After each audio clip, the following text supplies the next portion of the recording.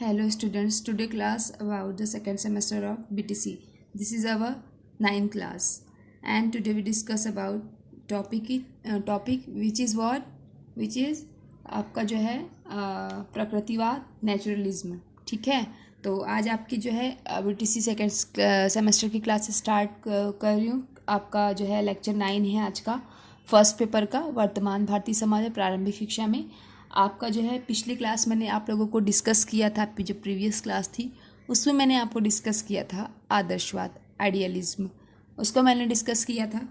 तो आदर्शवाद डिस्कस हो गया था। अब उसके बाद में आज हम डिस्कस करेंगे कौन सा टॉपिक को?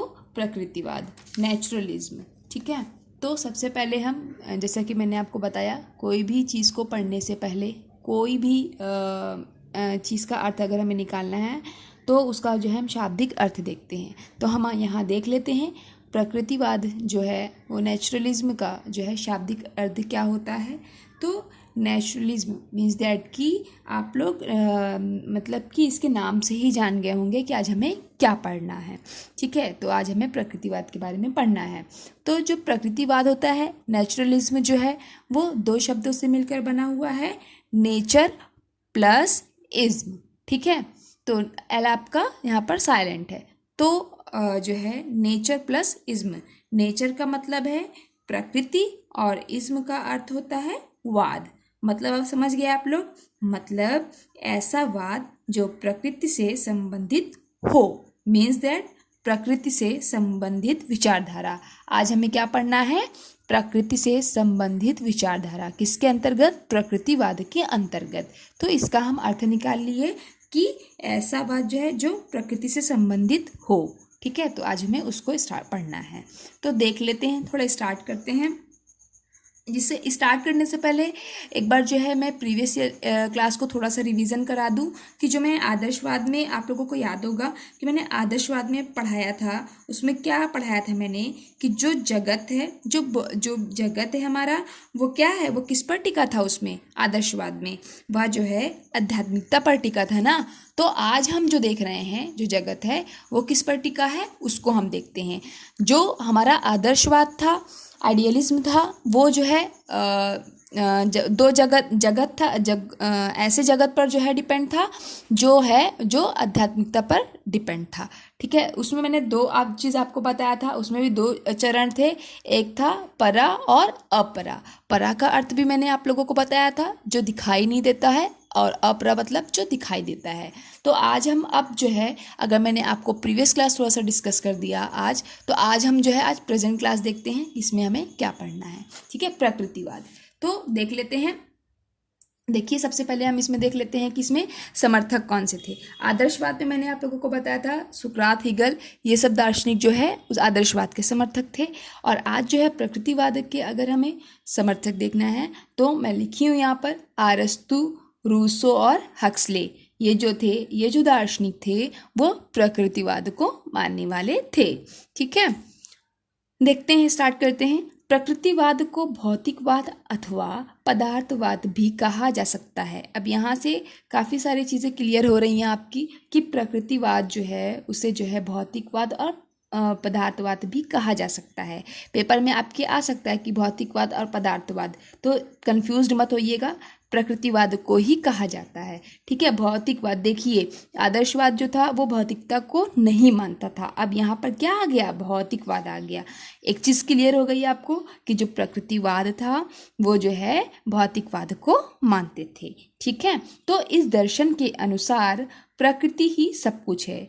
ये इनके अनुसार जो है, प्रकृति किसके अनुसार? प्रकृतिवाद के अनुसार ये जो है मानते हैं कि प्रकृति ही जो है, नेचर जो है वो सब कुछ है। और जो आदर्शवाद था वो किसको मानता था? आध्यात्मिकता पर डिपेंड था।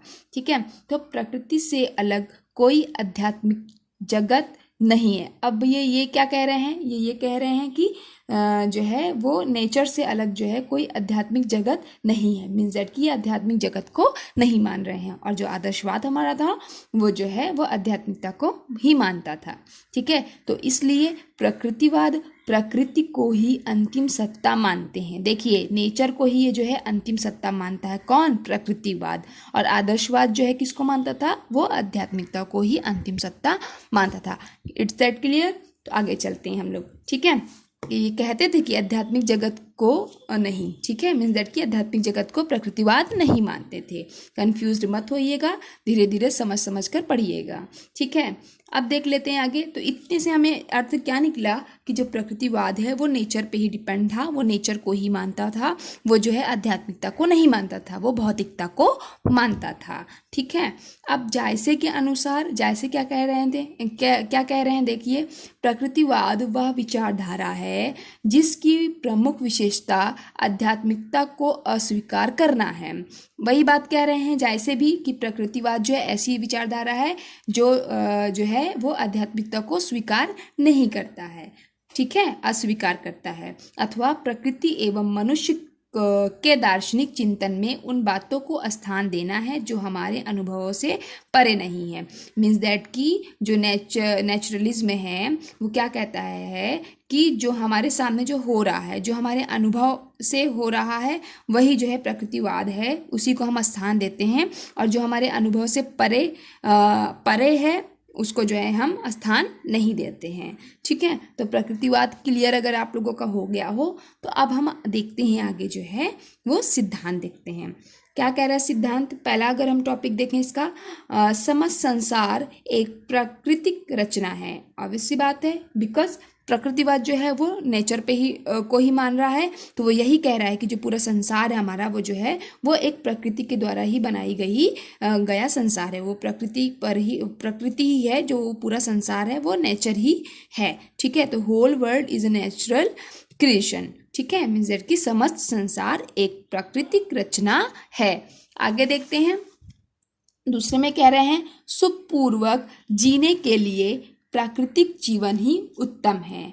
मीन्स दैट कि अगर व्यक्ति को सुखपूर्वक जीवन जीना है तो वो प्राकृतिक नेचुरलिज्म में ही रहकर जो है वो अपना उत्तम जीवन जी सकता है, ठीक है। मतलब ये अपना जो है नेचर को ही पूरा महत्व दे रहे हैं।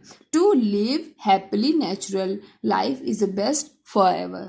नेक्स्ट देखते हैं हम लोग, ये कह रहा है थर्ड में, present life is a real life, there is no other life और another world apart from this, ठीक है। तो कह रहे हैं ये कि वर्तमान जीवन ही वास्तविक जीवन है, जो प्रेजेंट जीवन जी रहे हैं हम लोग वही रियल है, इसके आगे भाई कोई दुनिया नहीं है, ये ऐसा मानते हैं कौन? प्रकृतिवाद। इससे अलग कोई अन्य जीवन अथवा दूसरी दुनिया नहीं है। मतलब प्रकृतिवाद का यही मानना है कि इसके आगे कोई दुनिया नहीं है, जो हम जी रहे हैं, जो अनुभव हम कर रहे हैं यही दुनिया है, इसके आगे कोई मतलब दूसरी दुनिया नहीं है, दोबारा जीवन हमें नहीं मिलने वाला है।